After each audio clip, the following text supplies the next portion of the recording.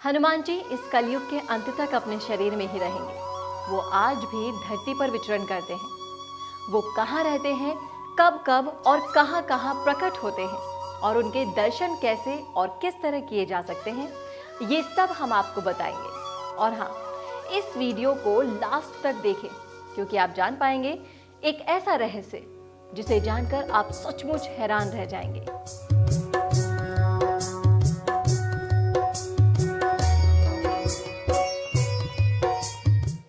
चारों जुग प्रताप तुम्हारा, है प्रसिद्ध जगत उजियारा। संकट कटे मिटे सब पीरा, जो सुमिरे हनुमत बलवीरा। चारों युग में हनुमान जी के ही प्रताप से जगत में उजियारा है। युवाओं के प्रेरक बजरंगबली हनुमान जी इस कलयुग में सबसे ज्यादा जागृत और साक्षात हैं। कलयुग में हनुमान जी की भक्ति ही लोगों को दुख और संकट से बचाने में सक्षम है। बहुत से लोग किसी बाबा, देवी देवता, ज्योतिष और तांत्रिकों के चक्कर में भटकते रहते हैं और लास्ट में अपना जीवन ही नष्ट कर डालते हैं क्योंकि वे हनुमान जी की भक्ति शक्ति को पहचानते ही नहीं हैं। ऐसे भटके हुए लोगों का राम ही भला करते हैं। हनुमान जी 4 कारणों से सभी देवताओं में श्रेष्ठ हैं। पहला ये कि वे रियल सुपरमैन हैं और दूसरा ये कि वो पावरफुल होने के बावजूद ईश्वर के प्रति समर्पित हैं। तीसरा ये है कि वे अपने भक्तों की सहायता तुरंत ही करते हैं और चौथा ये है कि वे आज भी सशरीर जीवित हैं। इस ब्रह्मांड में ईश्वर के बाद यदि कोई एक शक्ति है तो वो है हनुमान जी। महावीर विक्रम बजरंगबली के समक्ष किसी भी प्रकार की मायावी शक्ति ठहर ही नहीं सकती। चलिए आपको बताते हैं सबसे बड़ा रहस्य। आखिर ये सवाल सबके मन में आता है, क्या हनुमान जी बंदर थे? हनुमान जी का जन्म कपि नामक वानर जाति में हुआ था। हनुमान जी के संबंध में ये प्रश्न सभी पूछते हैं कि क्या हनुमान जी बंदर थे? इसके लिए कुछ लोग रामायण आदि ग्रंथों में लिखे हनुमान जी और उनके सजातीय बांधव सुग्रीव, अंगद आदि के नाम के साथ वानर, कपि, शाकम्भर, प्लवंगम आदि विशेषण पढ़कर उनके बंदर प्रजाति होने का उदाहरण देते हैं। वो ये भी कहते हैं कि उनकी पूंछ, लांगुल, बाल थी और लाम से लंका दहन का प्रत्यक्ष चमत्कार भी इसका प्रमाण है। ये भी कि उनकी सभी जगह सब कुछ प्रतिमाएं देखकर उनके बंदर जैसा होना अपने आप सिद्ध हो जाता है। रामायण में वाल्मीकि जी ने जहां उन्हें विशिष्ट पंडित, राजनीति में धुरंधर और वीर शिरोमणि प्रकट किया, वहीं उनको लोमेश और पुच्छधारी भी कहा जाता है। दरअसल आज से 9 लाख वर्ष पूर्व मानवों की एक ऐसी जाति थी जो मुख और पूंछ से वानर समान नजर आते थे, लेकिन उस जाति की बुद्धिमत्ता और शक्ति मानवों से कहीं ज्यादा थी। अब वो जाति भारत में तो नहीं है, लेकिन बाली द्वीप में अब भी वो जाति जीवित है, जिनकी पूंछ 6 इंच के लगभग रह गई है। दूसरा रहस्य, हनुमान जी की माता का नाम अंजना है, जो अपने पूर्व जन्म में एक अप्सरा थी। हनुमान जी के पिता का नाम केसरी है, जो वानर जाति के थे। माता पिता के कारण ही हनुमान जी को आंजनेय और केसरी नंदन कहा जाता है। केसरी जी को कपिराज कहा जाता था क्योंकि वे वानरों के कपि नाम की जाति से थे। केसरी जी कपि क्षेत्र के राजा थे। कपि स्थल कुरु साम्राज्य का एक भाग था। हरियाणा का कैथल पहले करनाल जिले का भाग था। ये कैथल ही पहले कपि स्थल था। कुछ लोग मानते हैं कि यही हनुमान जी का जन्म स्थान है, लेकिन गुजरात के डांग जिले के आदिवासियों की मान्यता के अनुसार डांग जिले के अंजना पर्वत में स्थित अंजनी गुफा में हनुमान जी का जन्म हुआ था। वहीं कुछ लोगों का मानना है कि हनुमान जी का जन्म झारखंड राज्य के उग्रवाद प्रभावित क्षेत्र गुमला जिला मुख्यालय से 20 किलोमीटर दूर आंजन गांव की एक गुफा में हुआ था। और आखिर में माना गया कि उन्होंने पंपा सरोवर, जो कि मैसूर का एक प्रमुख स्थान है, वहां जन्म लिया। तीसरा रहस्य, आज भी जीवित हैं हनुमान जी। हनुमान जी इस कलयुग के अंत तक अपने शरीर में ही रहेंगे। वो आज भी धरती पर विचरण करते हैं।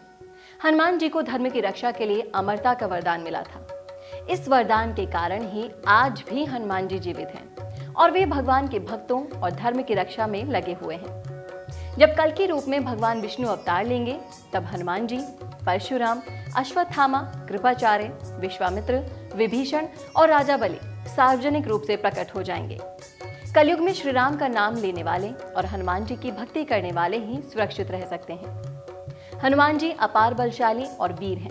उनका कोई भी सानी नहीं है। धर्म की स्थापना और रक्षा का कार्य 4 लोगों के हाथों में है, दुर्गा, भैरव, हनुमान जी और कृष्ण जी। चौथा रहस्य, चारों जुग प्रताप तुम्हारा। लंका विजय कर अयोध्या लौटने पर जब श्री राम उन्हें युद्ध में सहायता देने वाले विभीषण, सुग्रीव, अंगद को कृतज्ञता स्वरूप उपहार देते हैं, तो हनुमान जी श्री राम से याचना करते हैं कि हे वीर श्री राम, इस पृथ्वी पर जब तक राम कथा प्रचलित रहे तब तक निसंदेह मेरे प्राण इस शरीर में बसे रहें। इसी पर श्री राम उन्हें आशीर्वाद देते हैं कि संसार में मेरी कथा जब तक प्रचलित रहेगी तब तक तुम्हारी कीर्ति अमिट रहेगी और तुम्हारे शरीर में प्राण भी रहेंगे। जब तक ये लोक बने रहेंगे तब तक मेरी कथाएं भी स्थिर रहेगी। पांचवा रहस्य, कहाँ रहते हैं हनुमान जी? हनुमान जी कलयुग में गंधमादन पर्वत पर निवास करते हैं, ऐसा श्रीमद् भागवत में कहा गया है। कलयुग में जहां जहां भगवान श्री राम की कथा कीर्तन होते हैं वहां हनुमान जी गुप्त रूप से विराजमान होते हैं। इसी नाम से एक और पर्वत रामेश्वरम के पास भी है, जहां से हनुमान जी ने समुद्र पार करने के लिए छलांग लगाई थी। लेकिन हम उस पर्वत की बात नहीं कर रहे हैं, हम बात कर रहे हैं हिमालय के कैलाश पर्वत के उत्तर में स्थित गंधमादन पर्वत की। ये पर्वत कुबेर के राज्य क्षेत्र में था। सुमेरु पर्वत की चारों दिशाओं में स्थित गंजदंत पर्वतों में से एक को उस काल में गंधमादन पर्वत कहा जाता था। आज ये क्षेत्र तिब्बत के इलाके में स्थित है। छठा रहस्य, क्या मकर ध्वज हनुमान जी के पुत्र थे? ऐसा कहा जाता है, पर यह सच नहीं है। अहिरावण के सेवक थे मकर ध्वज। मकर ध्वज को अहिरावण ने पातालपुरी का रक्षक नियुक्त किया था। पवन पुत्र हनुमान जी बाल ब्रह्मचारी थे, तब कैसे कोई उनका पुत्र हो सकता है? वाल्मीकि रामायण के अनुसार उनके पुत्र की कथा हनुमान जी के लंका दहन से जुड़ी हुई है। सातवां रहस्य, क्यों चढ़ता है सिंदूर हनुमान जी को? हनुमान जी को सिंदूर बहुत ही प्रिय है। इसके पीछे एक कारण है, वो ये है कि एक दिन भगवान हनुमान जी माता सीता के कक्ष में गए। उन्होंने देखा कि माता लाल रंग की कोई चीज मांग में सजा रही है। हनुमान जी ने जब माता से पूछा कि ये क्या है, तब माता ने कहा कि इसे लगाने से प्रभु राम की आयु बढ़ती है और प्रभु का स्नेह प्राप्त होता है। तब हनुमान जी ने सोचा, जब माता इतना सा सिंदूर लगाकर प्रभु का इतना स्नेह प्राप्त कर सकती है, तो अगर मैं इनसे ज्यादा लगाऊं तो मुझे प्रभु का बहुत सारा प्यार मिलेगा और प्रभु की आयु भी लंबी हो जाएगी। ये सोचकर उन्होंने अपने सारे शरीर में सिंदूर का लेप लगा लिया। इसलिए कहा जाता है कि भगवान हनुमान जी को सिंदूर लगाना बहुत पसंद है। आठवां रहस्य ये है कि हनुमान जी की प्रार्थना में तुलसीदास जी ने हनुमान चालीसा, बजरंग बाण, हनुमान बहुक आदि अनेक स्तोत्र लिखे। लेकिन हनुमान जी की पहली स्तुति किसने की थी? तुलसीदास जी के पहले भी कई संतों और साधुओं ने हनुमान जी की श्रद्धा में स्तुति लिखी है। लेकिन क्या आप जानते हैं कि सबसे पहले हनुमान जी की स्तुति किसने की थी? इंद्र देवताओं के बाद धरती पर सर्वप्रथम विभीषण ने ही हनुमान जी की शरण लेकर उनकी स्तुति की थी। विभीषण को भी हनुमान जी की तरह चिरंजीवी होने का वरदान मिला था। वो आज भी सशरीर जीवित हैं। विभीषण ने हनुमान जी की स्तुति में एक बहुत ही अद्भुत और अचूक स्तोत्र की रचना की है। विभीषण द्वारा रचित इस स्तोत्र को हनुमान वडनावल स्तोत्र कहते हैं। नौवां रहस्य, हनुमान जी की पत्नी का नाम क्या है? क्या आपने कभी सुना है हनुमान जी का विवाह हुआ था? आज तक ये बात लोगों से छिपी रही, क्योंकि लोग हिंदू शास्त्र नहीं पढ़ते और जो पंडित या आचार्य शास्त्र पढ़ते हैं वो ऐसी बातों का जिक्र नहीं करते। लेकिन आज हम आपको बता रहे हैं कि हनुमान जी का एक ऐसा सच जिसको जानकर आप हैरान रह जाएंगे। आंध्र प्रदेश के खम्मम जिले में एक मंदिर है जो प्रमाण देता है कि वहां हनुमान जी का विवाह हुआ था। इस मंदिर में हनुमान जी की प्रतिमा के साथ उनकी पत्नी की प्रतिमा भी विराजमान है। इस मंदिर के दर्शन करने के लिए दूर दूर से लोग आते हैं। माना जाता है कि हनुमान जी के उनकी पत्नी के साथ दर्शन करने के बाद पति पत्नी के बीच चल रहे सारे विवाद समाप्त हो जाते हैं। उनके दर्शन के बाद जो भी विवाद की शुरुआत करता है उसका बुरा होता है। हनुमान जी की पत्नी का नाम सुरवचला था। वैसे तो हनुमान जी बाल ब्रह्मचारी हैं और आज भी वे ब्रह्मचर्य के व्रत में ही हैं। विवाह करने का मतलब ये नहीं कि वो ब्रह्मचारी नहीं रहे।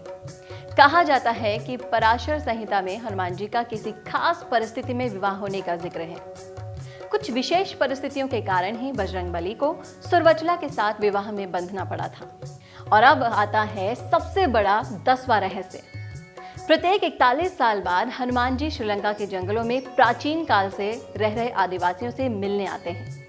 जी हाँ, श्रीलंका के जंगलों में कुछ ऐसे कबीलाई लोगों का पता चला है जिनसे मिलने हनुमान जी आते हैं। इन कबीलाई लोगों पर अध्ययन करने वाले आध्यात्मिक संगठन सेतु के अनुसार पिछले साल ही हनुमान जी इन कबीलाई लोगों से मिलने आए थे। अब हनुमान जी 41 साल बाद आएंगे। इन कबीलाई या आदिवासी समूह के लोगों को मातंग नाम दिया गया है। और हम आपको पहले भी बता चुके हैं कि कर्नाटक में पंपा सरोवर के पास मातंग ऋषि का आश्रम है, वहां पर हनुमान जी का जन्म हुआ था। तो ये थे वो 10 रहस्य जो आपने पहले कभी भी हनुमान जी के बारे में नहीं सुने होंगे। तो दोस्तों, आपको कैसा लगा हमारा ये वीडियो? कमेंट बॉक्स में कमेंट करके जरूर बताएं और इसे ज्यादा से ज्यादा शेयर करें। क्या आपने कभी ऑनलाइन प्रमोशंस के बारे में कुछ सोचा है? नहीं? तो आपको सोचना चाहिए। चाहे आप फ्रीलांसर हो या आपका स्मॉल बिजनेस हो या फिर हो मल्टीनेशनल कंपनी, आपको अपने बिजनेस बढ़ाने के लिए 2 चीजों की आवश्यकता है। Number 1, attractive video. सोचिए, ऑनलाइन कस्टमर आपकी वेबसाइट पे आता है और उसे आप अपने प्रोडक्ट्स के बारे में एक अच्छे से वीडियो के साथ बताते हैं, जिससे आपका प्रोडक्ट अलग अलग सोशल मीडिया प्लेटफॉर्म से कस्टमर को अट्रैक्ट कर सकता है। इससे आप अपनी साइट पे ट्रैफिक को इंक्रीज कर सकते हैं, जो आपकी सर्च इंजन से आपकी SEO रैंक को इंप्रूव करता है। Number 2, attractive spokes person. आपके प्रोडक्ट को समझाने के लिए स्पोक्स पर्सन आपकी मदद करेगा। मिशी मीडिया सॉल्यूशंस देता है आपको एक अच्छा वीडियो एडवर्टाइजमेंट। मिशी मीडिया सॉल्यूशंस आपको सोशल मीडिया प्लेटफॉर्म्स के जरिए अपने प्रोडक्ट्स को आगे बढ़ाने में मदद करेगा, वो भी बिल्कुल किफायती दामों में। तो फिर देर किस बात की, आज ही कॉन्टैक्ट करें स्क्रीन पर दिए गए नंबर पर।